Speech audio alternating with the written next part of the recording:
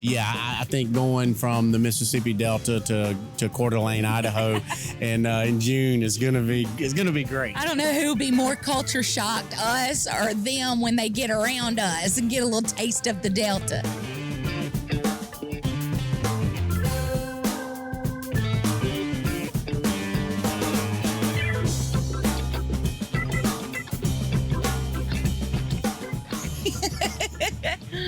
Hey everybody, I'm Leslie Roark Scott. I'm the barbecue princess with Ubons in Yazoo City, Mississippi. Now I'm Craig Verhage, the barbecue ninja, and I'm also with Ubon's Barbecue of Yazoo City. All right, Craig. So we're here at Hogs for the Cause in New Orleans, Louisiana. Tell us a little bit about your history with this organization and with this competition. Well, I'll tell you, we've been we've cooked here for going on 10 years now. Yeah. And you know this event's really become near and dear to our heart. You know, it benefits pediatric brain cancer. So the motto is for the kids. And that's why we're here. We're here to raise money for the organization. We're here, we're here for the competition too, but more for the camaraderie of the people that we've gotten to know through doing this competition over the last 10 years. And I mean, it's really the first one for us. We kick it off. Kind of our barbecue season is with this one. So we've got people here from Australia. We've got people here, from Chicago. We got people here from New York. We got people here from Don't forget Miami and Colorado. I mean, so that's the thing about us here in at Ubon's is we're one big happy family, and this is our first big cook, so everybody's really been getting jacked up for it and ready to go. Yeah, I think everybody in our neck of the woods got haircuts and got all spruced up to come down here to New Orleans. We were a part of, I believe it was the third competition here, and the guys that have this organization started out raising money for one of their friends' families, and I think the first year they had a whole hog and a sack of oysters, and I think they raised $5,000. And of course, this year, just the Ubon's team has hit our goal of $15,000 raised. So we were really excited for that. Yeah, and as you look around, some of these teams just do unbelievable amounts of money, $200,000, $300,000 in a year. They fundraise year round, and it's just phenomenal how they committed this whole community. And of course it's the cooking community. It's not only the barbecue community. At this event you've got the chefs, the James Beard chefs here in New Orleans. You got chefs from all over the country that come in and cook with these with different teams, and you got teams that collaborate that bring in other pit masters from all over the country. So it's really turned into being one of the premier barbecue events done in the United States through the year. It really is, and I think I wouldn't be surprised this year if they hit $1.5 million raised. So it's always good to use what we love to benefit others, and I'm convinced that the road to world peace is a smoke trail from a really great barbecue. So what else are you going to do this year? Well, I mean, for me, this year, it's going to be a very busy year.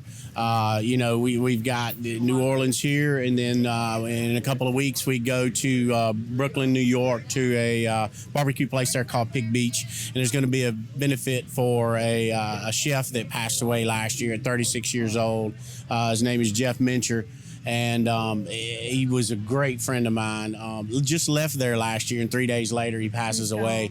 And so that'll be the April 13th weekend, and then a couple weeks after that, host a crawfish bowl up there, April 27th and 28th at Pig Beach.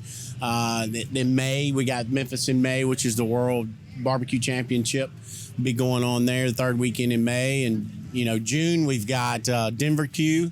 the second weekend in June, third weekend in June, Leslie and I will be heading up to Coeur d'Alene, Idaho, doing a big open fire outdoor event there. Yeah, I'm really excited about that. That's a new one for our schedule, and I think it's going to be pretty awesome. Yeah, I think going from the Mississippi Delta to Coeur d'Alene, Idaho, and in June is gonna be great. I don't know who will be more culture shocked, us or them, when they get around us and get a little taste of the Delta. Well, we take that wherever we go. We take Mississippi and the Delta wherever we go. Right. Our U-Bonds team had a great loss last year. We lost my dad, Gary Roark. He was our founding father. He started doing competition barbecue in 1989, so 30 years ago this October. And so we're trying to come back from such a great loss. And, it happened in August, kind of at the end of our season last year. And so, we've gone through a season of just great sadness, and I think it's really good for us to be back out in the world, and especially doing for others when we receive so much love and so much kindness and support during our time of loss. I mean, to have been on the receiving end of love from the barbecue community is just incredibly humbling, and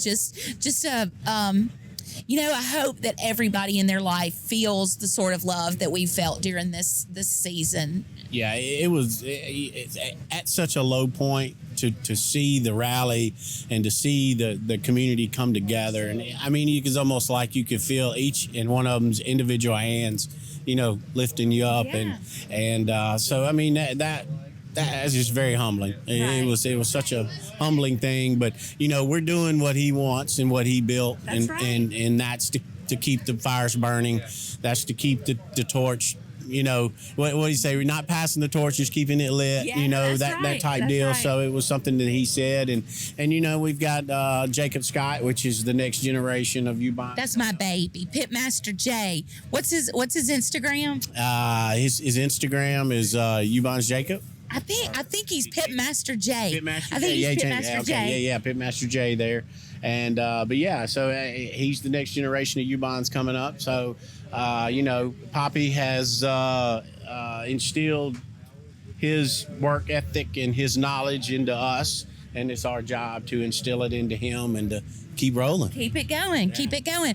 So if you could pick your favorite thing to cook, what would that be?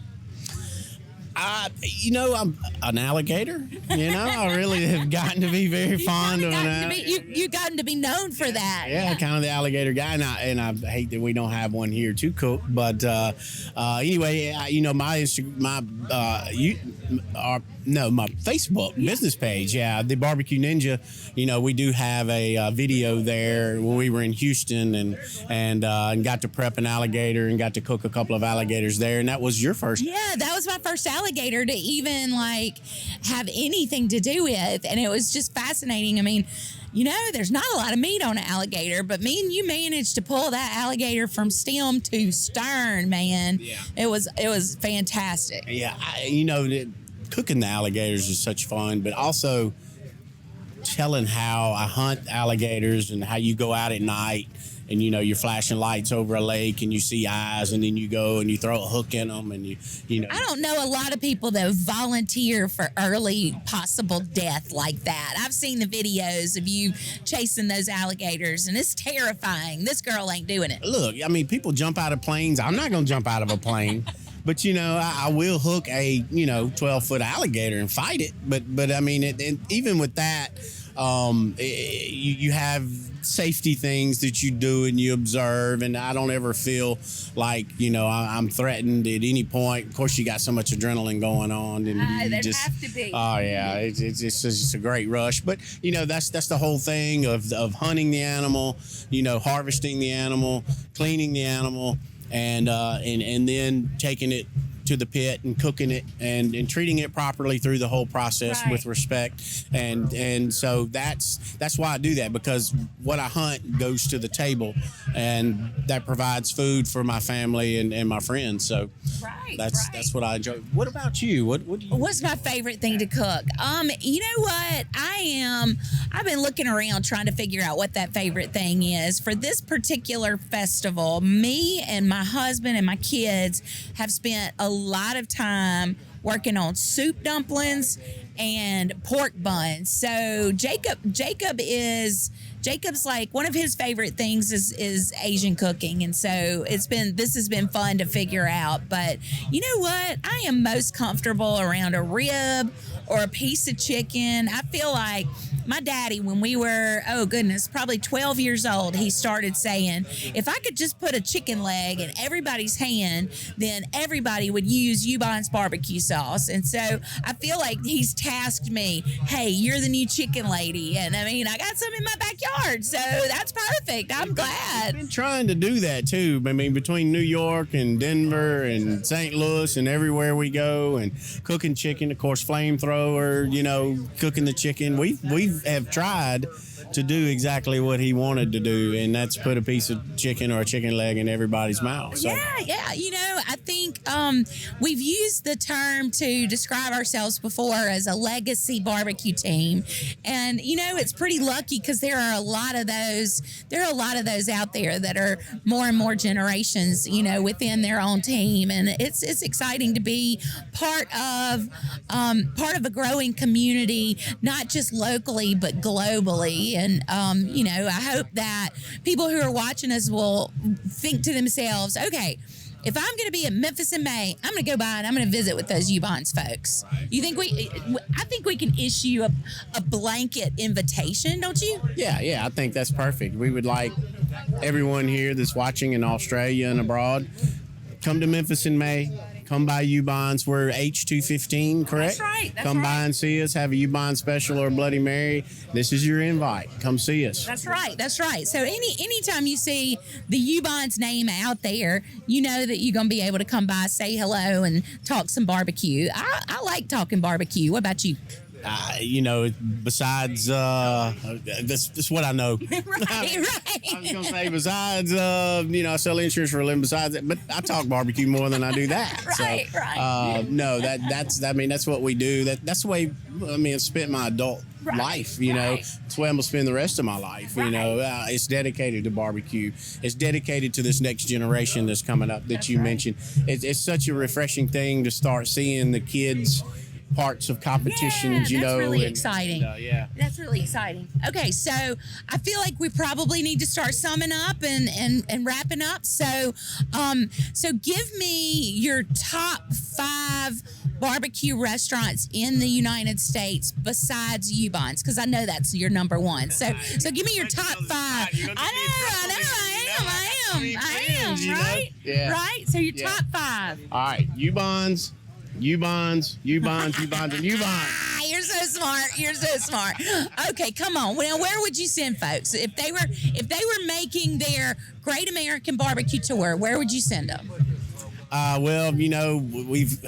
I tell you what. Okay, I'll name one. You name one, and we'll. Okay. So I'm gonna send them to Pappy's in St. Louis. Okay, I'm gonna send them to Salt Lick in Texas. Okay.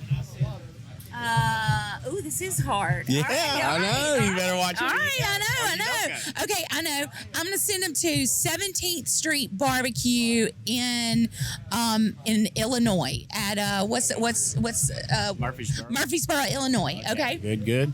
Well, of course, I got to stay true to our Mississippi roots, and I'll send them to the Shed Barbecue in Mississippi, Ocean Springs, Mississippi. So, well, since we've made almost a loop, I'll have them end up in Memphis at the Memphis Barbecue Company, and then they'll be able to hit all of them. So, and you know what?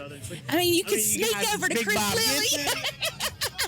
We knew it was good. to be too hard. We knew it was going to be too hard. And you can't skip Sam Jones or Rodney Scott. Oh, man. You can't do that. So. You got Billy Durden, you got Pig Beach in Right. you got, you know, Man. Blue Smoke. Once you start, I tell you what, come see us at Ubon's Barbecue in Yazoo City, Mississippi. Love to have you.